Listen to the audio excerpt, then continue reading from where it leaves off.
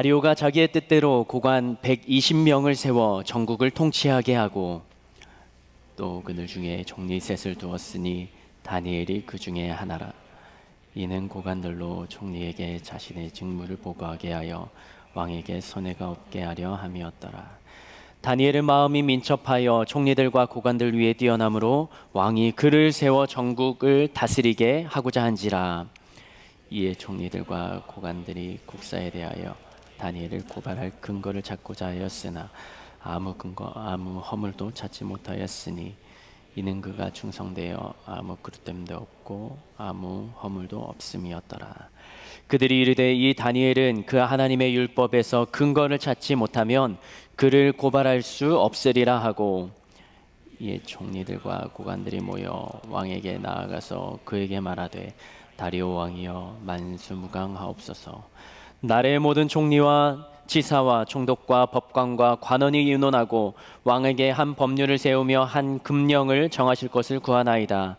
왕이여 그것은 곧 이제부터 30일 동안에 누구든지 왕 외에 어떤 신에게나 사람에게 무엇을 구하면 사자굴에 던져넣기로 한 것이니이다. 그런즉 왕이여 원하건대 금령을 세우시고 그 조서에 왕의 도장을 찍어 메대와 바사에 고치지 못번 따라 그것을 다시 고치지 못하게 하옵소서. 이에 다리오 왕이 조서에 왕의 도장을 찍어 금령을 내니라. 다니엘이 이 조서에 왕의 도장이 찍힌 것을 알고도 자기 집에 돌아가서는 윗방에 올라가 예루살렘으로 향한 창문을 열고 전에 하던 대로 하루 3번씩 무릎을 꿇고 기도하며 그의 하나님께 감사하였더라. 아멘. 기도하겠습니다. 하나님, 일주일의 시간 동안 우리들이 있는 각자의 처소에서 살아가게 하시고 때로는 건강을 허락하여 주시고 또 건강이 힘들고 아프고 때로는 일 때문에 나에게 주어진 상황 때문에 관계 때문에 힘들어서 눈물과 또 호소를 했던 그 시간을 보내고 오늘은 저희가 주님 앞에 나아왔습니다.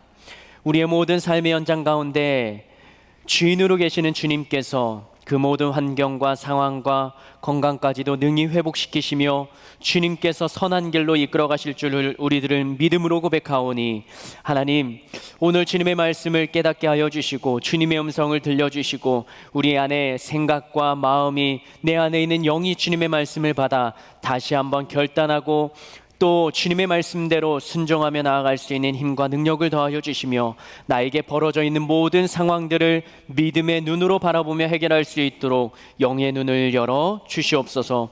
오늘도 찬양을 드리며 기도하며 또 사회와 또 뒤에서 음향을 조절하며 안내하며 헌금위원들 그리고 우리에게 맡겨진 세런들과 또 마을을 주님 주신 직분에 따라 또 순종하며 그 직책을 감당하는 리더들 그리고 사역자들과 함께 이 청년부 안에 주님께서 주시는 마음을 온전히 품고 그 마음을 담고 돌아가고 우리 청년부가 하나 되어 주님 말씀대로 나아가는 살아있는 청년부가 될 수 있도록 오늘도 우리에게 은혜를 더하여 주시옵소서.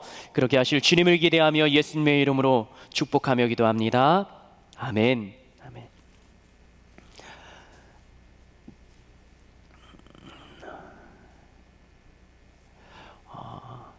무언가 행동을 할 때에는 그 행동에 작용하는 여러 가지 요인이 있습니다.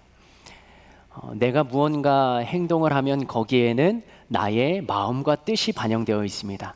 내가 생각을 하지 않고 무의식적에 반응하는 그런 모습들도 있지만 내가 그렇게 해야 되겠다라고 결단하고 다짐하고 움직이는 나의 삶의 행동들이 있고요.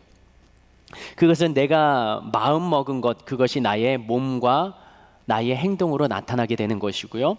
두 번째로는 다른 사람들이 나의 행동을 움직이고 행동에 반응하게 하는 요인으로 작용하기도 합니다. 또 우리 찬바람이 쌩쌩 불고 있나요? 네. 그럼 뒤에 계신 우리 청년 한 명이 또 성태를 시키면 미안하잖아요. 네네. 지휘자님 감사합니다.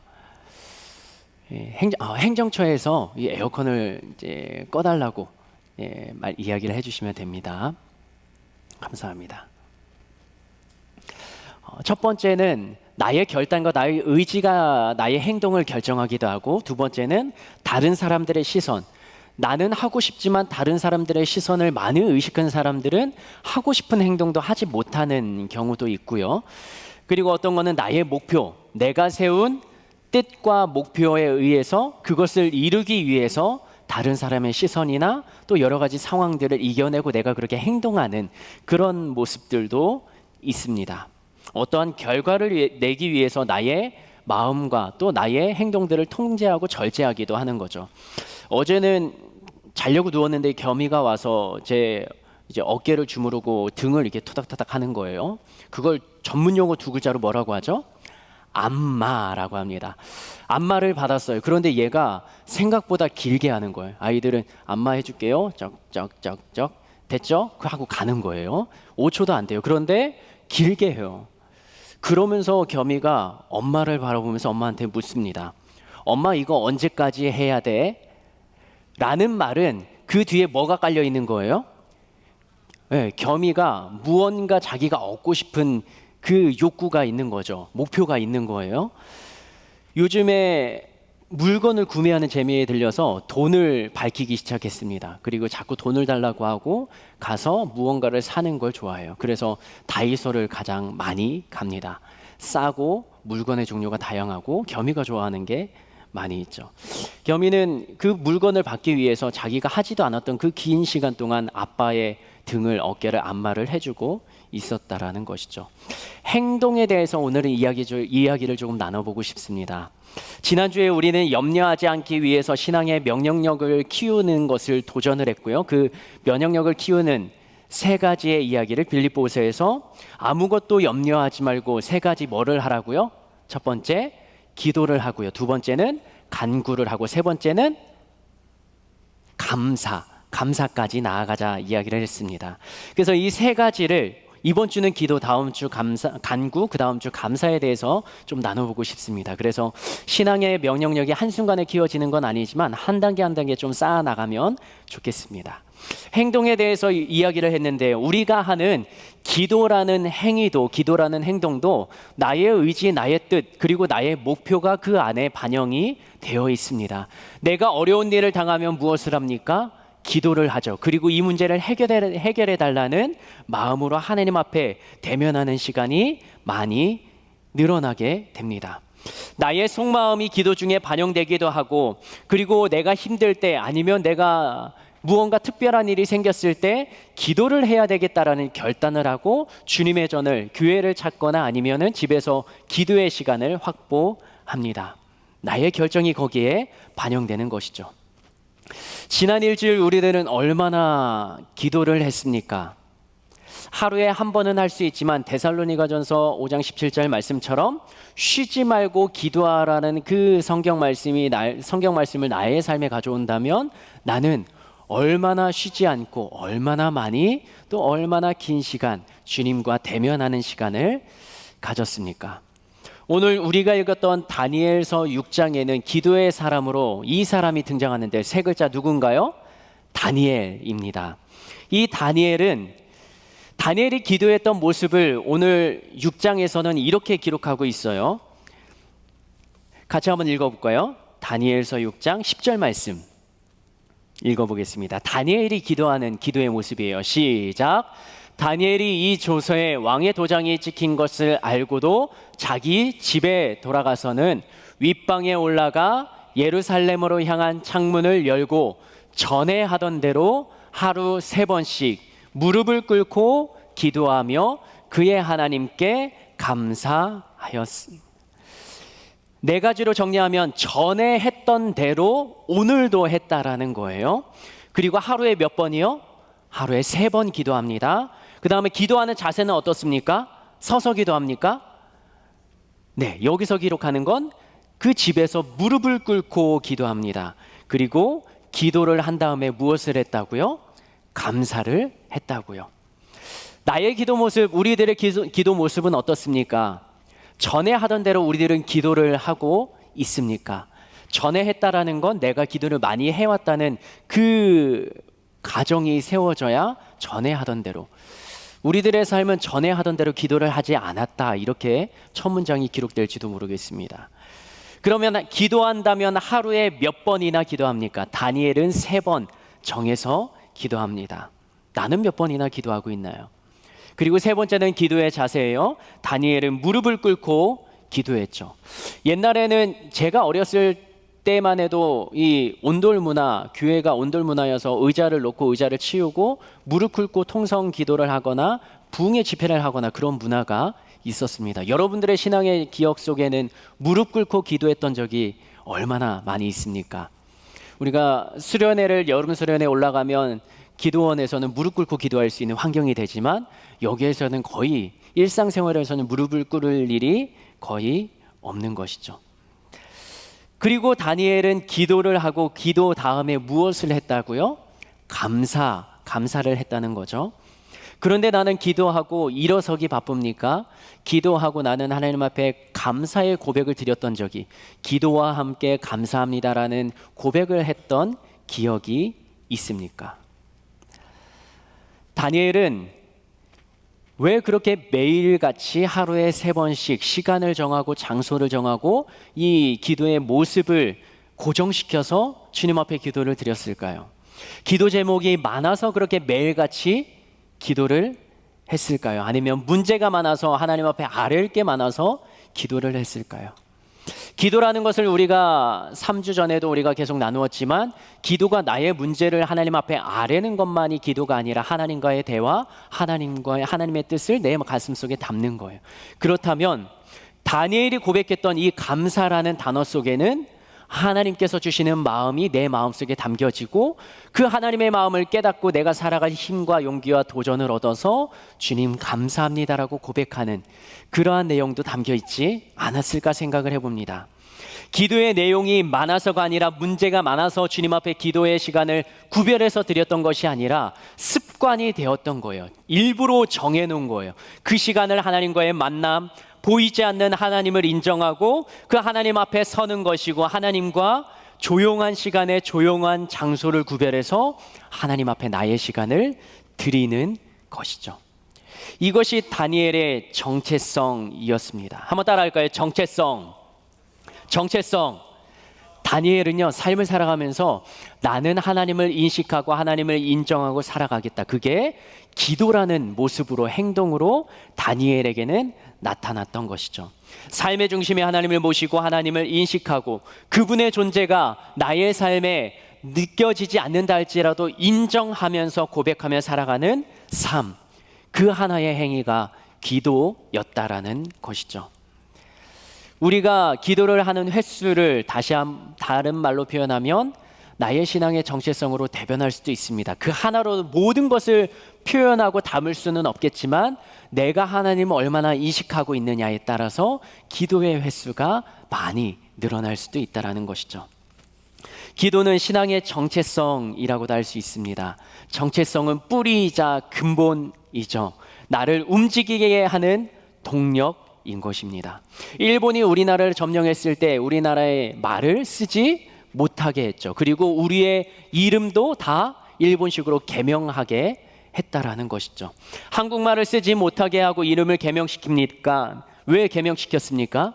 이름이라는 건 말 속에는 그 사람의 존재, 그 존재가 담겨 있기 때문이죠. 이 언어라는 것도 이 대한민국 사람이라는 정체성을 이 안에 끌어안고 우리가 살아가게 되는 것입니다. 정체성이 분명하다면 흔들리지 않습니다. 엊그제가 7월 17일이었죠. 7월 17일이 무슨 날이죠?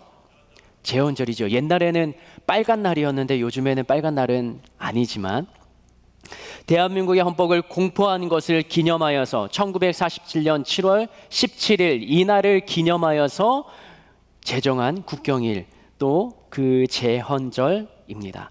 헌법을 공포하기 2달 전에 제헌국회가 있었고, 그날 제헌국회 시작을 기도로 했다는 것을 알고 계십니까? 그것이 대한민국 제헌국회 속기록에 기록되어 있는데요. 이렇게 기록되어 있습니다. 대한민국 제헌국회 속기록 전문, 하나님께 기도하고 시작.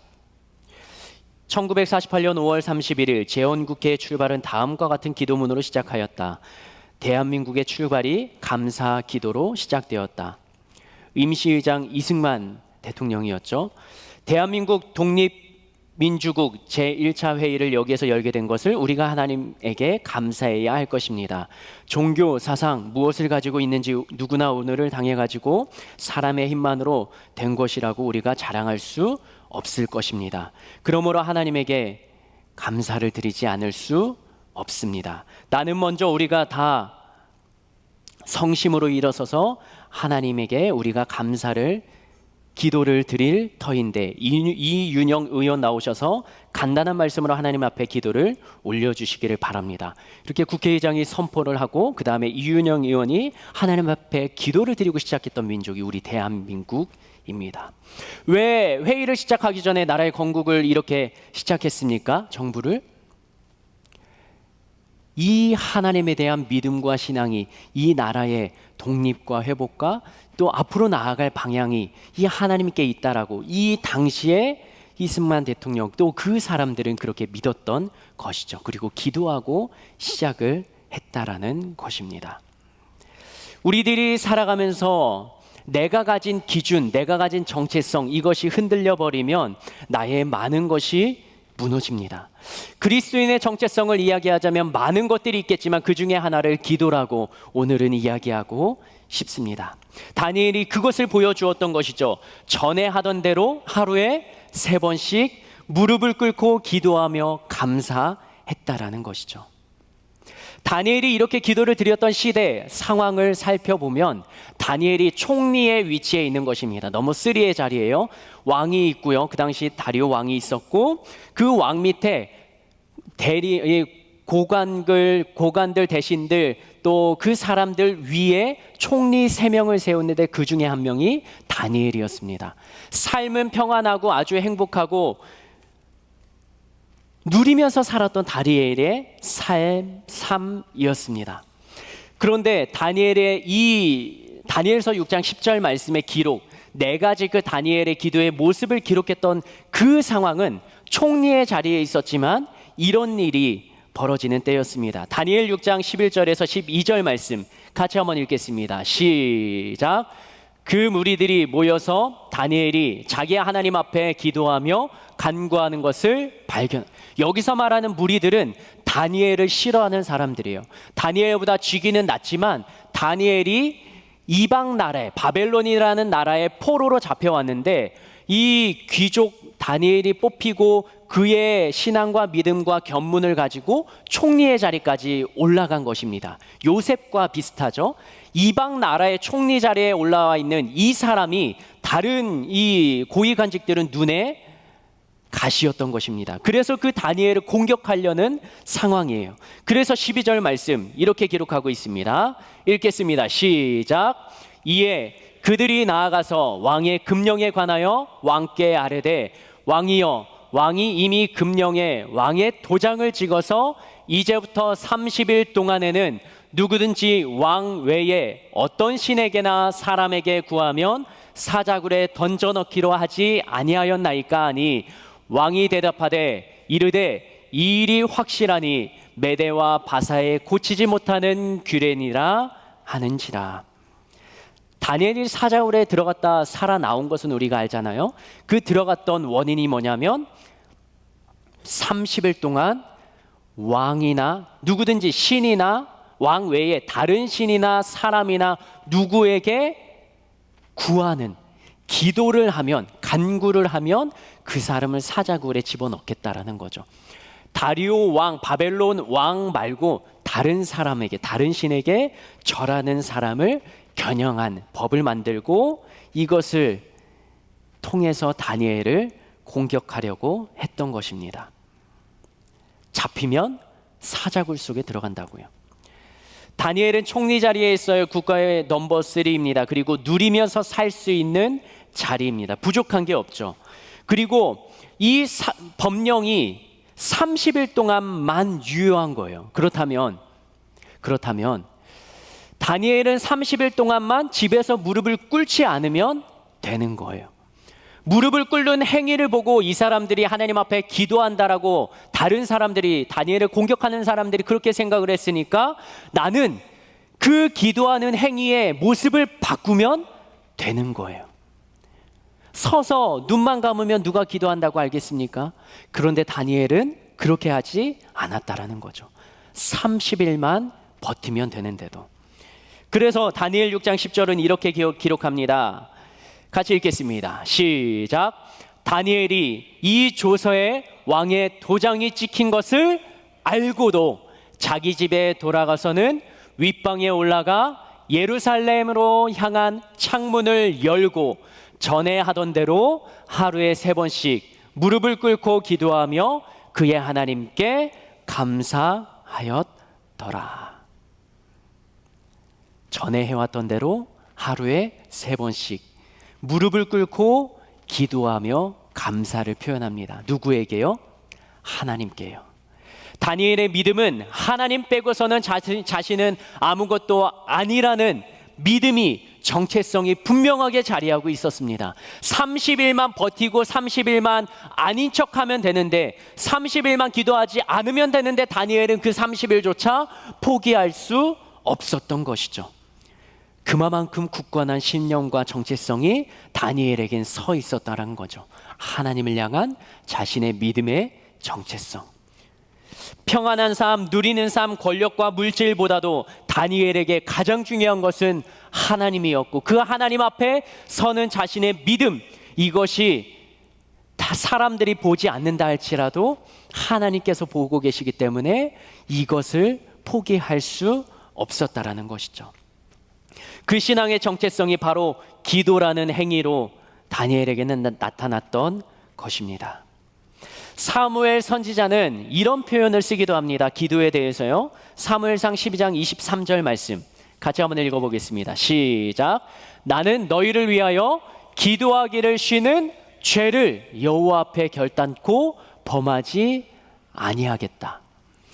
기도를 안 하는 게 죄예요, 아니에요?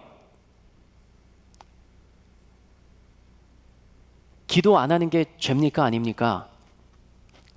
라고 묻는다면 뭐라고 대답하시겠습니까? 그런데 사무엘은 이렇게 생각하는 거예요. 기도하지 않으면 죄를 짓는 거다. 하나님 앞에 범죄하는 거다. 이게 사무엘의 정체성이고 믿음의 결단이었습니다. 기도 안 하면 죄냐? 성경에 그렇게 기록되지 않았다. 기도 안 한다고 뭐가 신앙과 믿음이 사라지냐? 라고 생각하는 사람은 기도 한 번을 소홀하게 생각하겠죠. 그러나 그 믿음과 신앙의 자세 자체가, 근본 자체가 다른 거예요. 다니엘과 사무엘, 이들은 기도가 자신의 목숨을 거는 것, 하나님 앞에서 죄를 범하는 것, 그리고 단 한 번이라도 포기할 수 없는 그들의 정체성이었다라는 것이죠. 기도를 가볍게 생각할 수 있지만 이 기도 때문에 나의 직위가, 나의 삶이, 나의 생명이 위협받는다 할지라도 그 기도를 하나님과의 약속이라 생각하고 하나님 앞에 나의 정직한 삶의 모습을 내어놓는다면 그 기도조차 포기할 수 없다라는 게 다니엘의 결단이었다라는 것이죠. 어떻게 보면 다니엘은 이 기도의 행위, 이 사자굴의 밥 앞에서 자신이 보였던 그 행위가 하나님을 향한 자신의 믿음의 모든 표현이지 않았을까 생각해 보기도 합니다. 다니엘은 평온할 때 기도했습니다. 그리고 총리가 되어서 누리면서 살 때도 그 전에 하던 대로 기도했습니다. 그리고 위험 상황, 이 조서에 도장이 찍혀서 내가 기도하면 저 나를 공격하고 싫어하는 사람들이 나를 끌어다가 사자굴 속에 집어넣을 것을 알면서도 다니엘은 여전히 기도했다라는 것이죠. 우리들의 기도의 모습은 어떻습니까? 우리들이 기도에 대한 결단과 다짐은 어느 정도의 무게감을 가지고 나의 신앙과 나의 믿음의 자리를 차지하고 있습니까? 다니엘에게는 교회와 같은 신앙 공동체가 없었습니다. 이스라엘 나라에 있었다면 괜찮았겠지만 그 나라는 이제 바벨론의 손에 넘어가고 자신은 바벨론 이방 나라에 와 있어서 신앙 공동체라고는 그에게 없었습니다. 그러나 그에게서 분명한 정체성이 살아 있었다라는 것이죠. 우리가 이 자리에서 신앙 생활을 하며 예배를 드리며 믿음과 신앙을 지켜나가는 이 모습과 행위가 나의 삶의 현장 가운데 달라진다라면 이 다니엘을 나의 가슴 속에 담아야 될 것입니다. 다니엘이 이스라엘 나라에 거주할 때 그 믿음과 신앙이 굳건했다면, 그러나 바벨론이라는 이방 나라에 가서도 그는 공동체가 없어도 이 믿음과 신앙과 절개를 지켜왔다라는 것이죠. 이 땅의 사람은 내가 가진 것으로 살아갑니다. 나의 것으로 살아갑니다. 그러나 하나님의 사람은 하나님의 것으로 살아가고 하나님의 뜻대로 살아갑니다. 다니엘은 하나님 중심으로 살아가기로 뜻을 정하고 그리고 살아갔던 그의 삶이었습니다.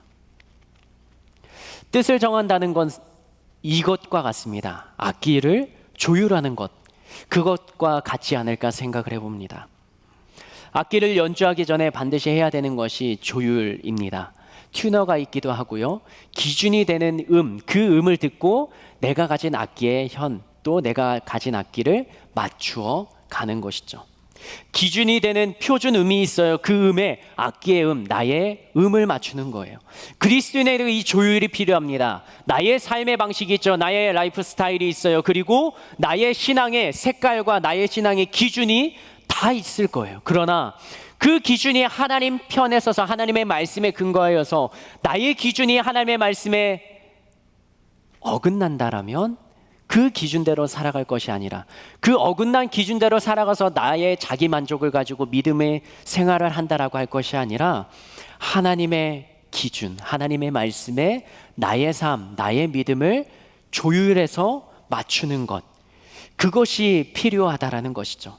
다니엘은 위험한 것을 알면서도 뜻을 정하고 기도했습니다. 그리고 그 기도의 순간이 변함없이 그의 삶 가운데는 이루어져 갔습니다.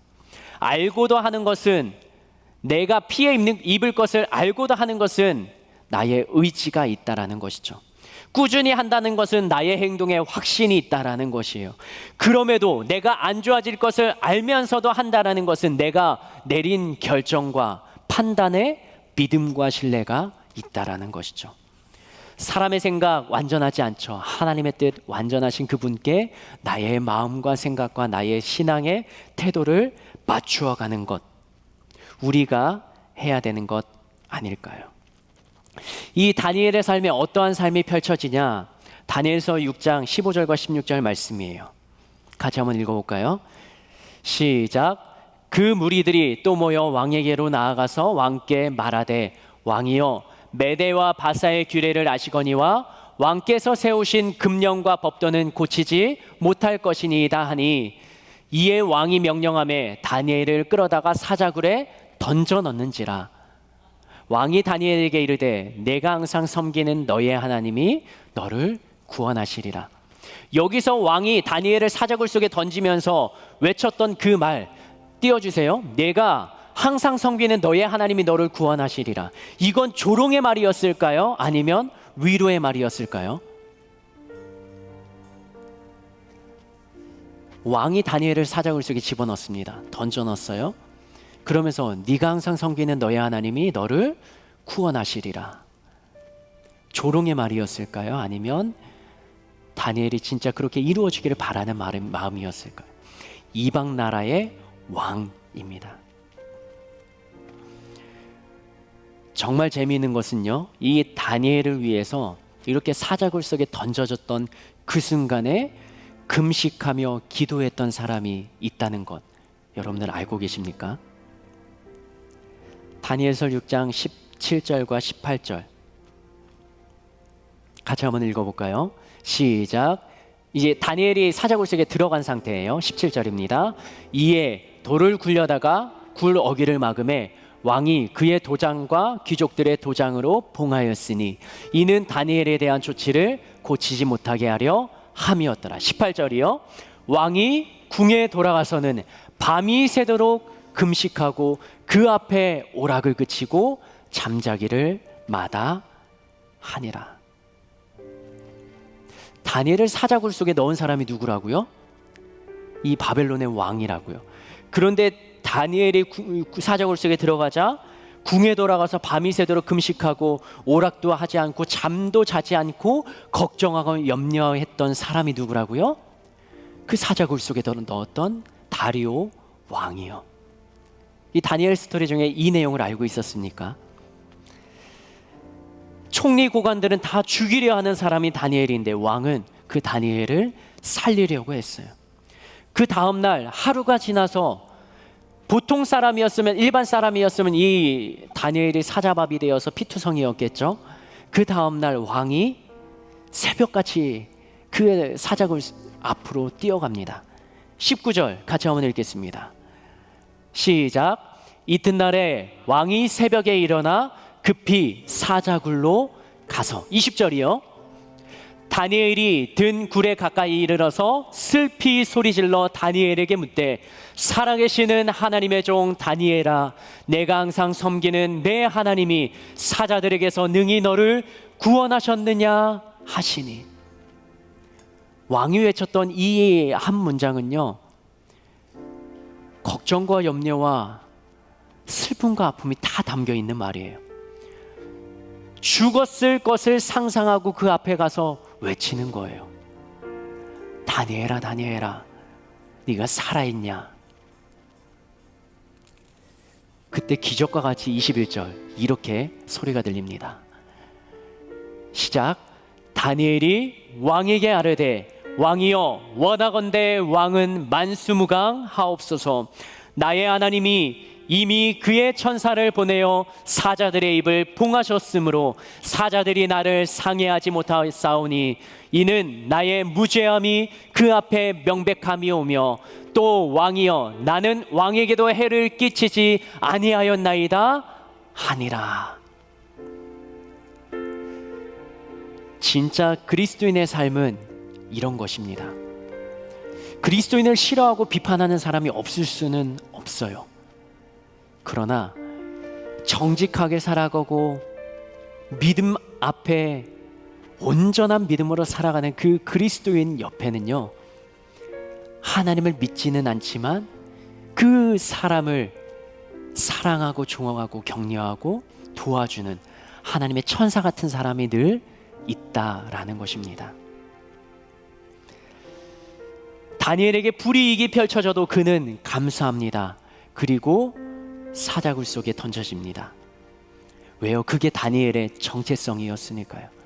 자기는 하나님께 기도하는 것을 포기할 수 없었어요. 자신의 생명과 바꾸지 않았습니다.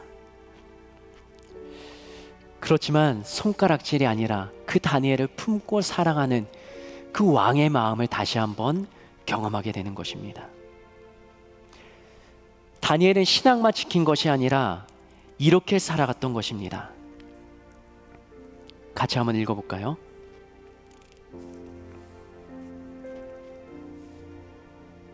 다니엘서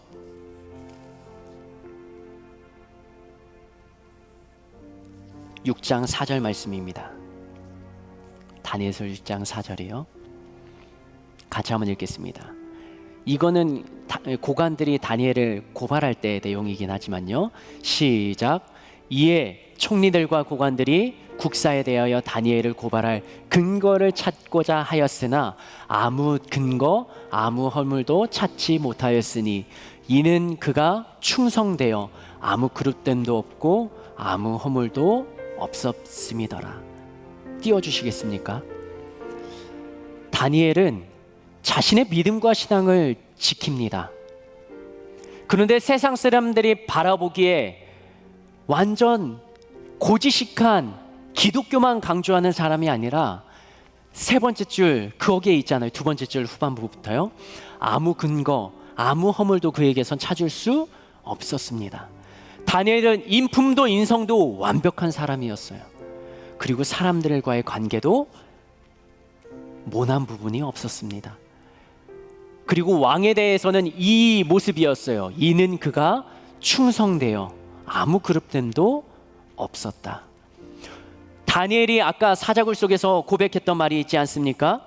나는 나의 무죄함이 그 앞에 명백하게 드러났으며 왕이여, 나는 왕에게도 해를 끼치지 아니하였나이다. 그리스도인은 농땡이 피는 사람이 아니에요. 세상 가운데 이기적으로 나의 것만 챙겨가는 사람이 그리스도인이 아니라는 말이에요. 성경 속에 나오는 그리스도인을 따라간다면, 본받는다면 나의 말, 언행, 나의 생각 굉장히 건전하고요, 나의 손과 발이 가 있는 곳 하는 행동들, 그게 다른 사람들의 눈에, 정상적인 다른 사람들 눈, 욕심에 눈먼 사람들이 아니라면 그 사람들이 친구 삼을 만큼 함께하고 싶은 자가 진짜 그리스도인이라는 것이죠. 우리들의 삶의 모습은 어떻습니까? 오늘 여기에서 다니엘 6장에서 던져지는 메시지는 기도만 하라는 게 아니에요. 기도에 대한 무게감도 우리가 가지고 결단하는 것도 필요하고, 하나님 앞에 다짐하고 나의 시간을 구별해서 드리는 것도 필요하지만, 내가 살아가는 삶의 현장에서 나는 그리스도인으로 불릴 만큼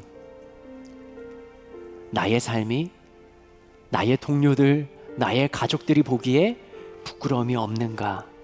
이것이 우리에게 던져지는 두 번째 도전인 것입니다.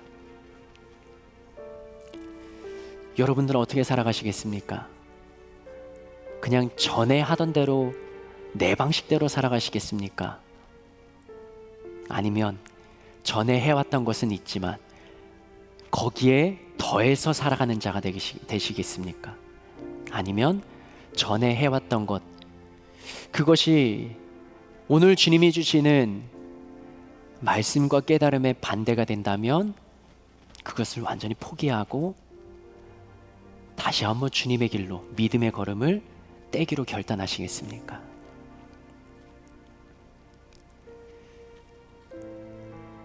누군가가 그렇게 살라고 해서 사라지는 것도 아닙니다.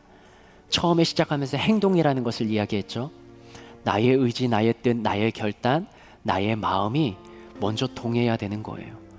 그게 먼저 움직이고 나야 나의 행동의 한 가지 한 가지가 달라질 수 있는 것이죠. 눈을 감고 기도하면 좋겠습니다. 다니엘이라는 이 사람이 막연하게 하나님을 향한 마음만 올고 잤던 것 아니고, 그의 마음과 믿음과 그의 행동과 말과 그의 모든 삶의 모습, 세상 사람이 흠잡을 데 없는 자였다라는 것이죠.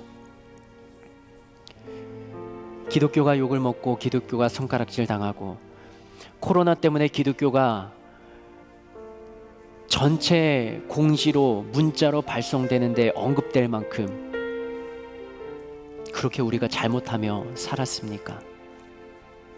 우리의 믿음과 신앙, 내가 믿는 것과 내가 살아가는 것, 그렇게 우리가 괴리감 있게 너무나 차이나게 살아나왔다는 것, 그것 때문에 세상에 우리를 향한 손가락질이 일어나는 것 아닙니까?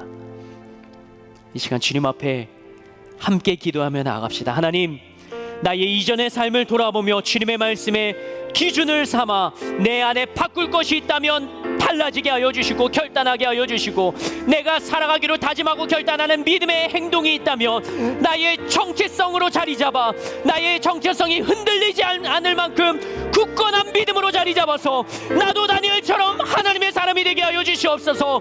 나도 다니엘처럼 세상에 본이 되고 세상에 사랑을 받는 자가 되게 하여 주시고, 세상에 모범이 되는 자가 되게 하여 주시옵소서. 예수여, 세 번 부르며 기도하시겠습니다.